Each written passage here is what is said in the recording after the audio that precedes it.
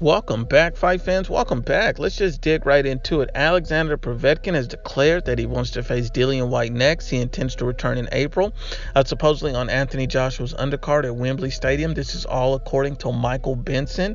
Now, I think that's a very, very interesting matchup. Alexander Povetkin versus Dillian Whyte. I think it's a 50-50 fight. I think both of these guys are top-level fighters, top 10 heavyweights. They were in our top 10 pound-for-pound list as far as heavyweight boxers goes.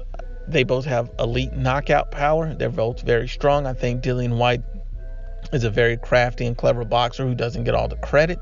And I also think that Alexander Povetkin is an underrated boxer and a very, very strong puncher. So I think that would make for an enticing and great matchup.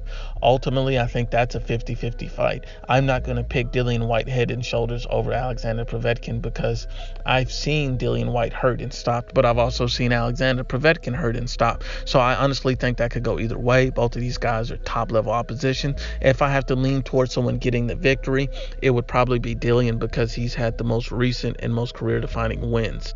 Also, I've seen so much improvement in Dillian Whyte's game as of late. I would lean towards him, but honestly, that's a 50-50 fight, and I wouldn't be surprised at all if Povetkin were to beat Whyte. I think it's a 50-50 fight. I think it's a great fight and one of the best fights to be made. Ultimately, I would love to see it. I hope it gets done, but that's all up if Dillian Whyte doesn't get the Anthony Joshua fight, and if Anthony Joshua fights Deontay Wilder or someone else.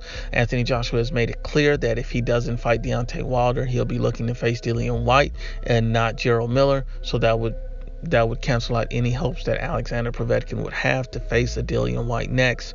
But I think that Alexander Povetkin is right, opening the door to that possible matchup just in case things don't fall into place and Anthony Joshua ends up fighting Wilder, and that means Dillian Whyte would be wide open for a huge matchup and showdown in the UK or even Russia against Alexander Povetkin.